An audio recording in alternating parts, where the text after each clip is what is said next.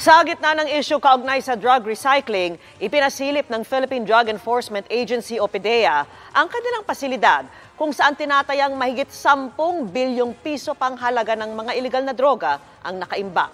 At dyan po tumutok si JP Soriano.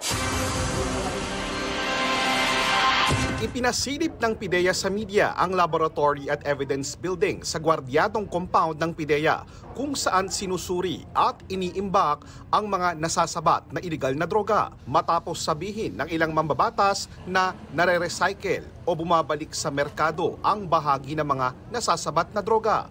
Base sa rules and procedure, kung ang nakuha ay 1 kilong pinaghihinalaang shabu, dapat itong suriin ng chemist. Ang kukumpirmahin. Same po yung description and yung markings and to make sure na wala pong natatamper po. Ang pag-iimbakang evidence room, may pintong, may 3 padlock. Ang Regional Director, Laboratory Director at Evidence Custodian Division Chief lang ang dapat makapagbubukas nito. Sa ngayon, aabot sa mahigit 10 billion pesos na halaga ng bawal na gamot ang nakaimbak ditong droga na nasabad sa drug operations mula 2022 hanggang Pebrero ngayong taon.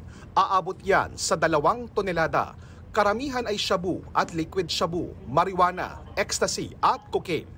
Sabi ng PDEA, hindi pa naisabay noong nakaraang Huwebes ang pagsira sa mga drogang ito dahil wala pang court order. Batay sa alituntunin kaugnay ng pagsira ng mga nasabat na illegal na droga at iba pang substance na naging epektibo noong March 2021, maaaring hilingin ng otoridad sa korte ang agarang pagsira sa mga nasabat na droga kahit wala pang criminal charges na naihahain sa mga drug suspect.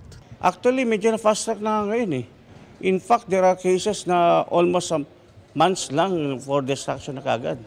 So malaking tulong yung jurisprudence ng Supreme Court. Nauna namang itinanggi ni PDEA Director General Moro Virgilio Lasso ang paratang na droga imbis na pera ang bayad sa ilang impormanteng nagtitip sa mga otoridad.